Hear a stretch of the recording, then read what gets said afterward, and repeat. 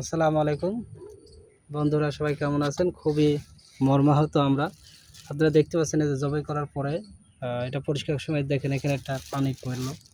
আসলে এইভাবে পানি পড়তেছে তারই দেখেন, এই যে একটা অবস্থা গলা দিয়ে, ঠিক আছে। এই যে এখনো বোঝাই যাচ্ছে আসলে স্পষ্ট।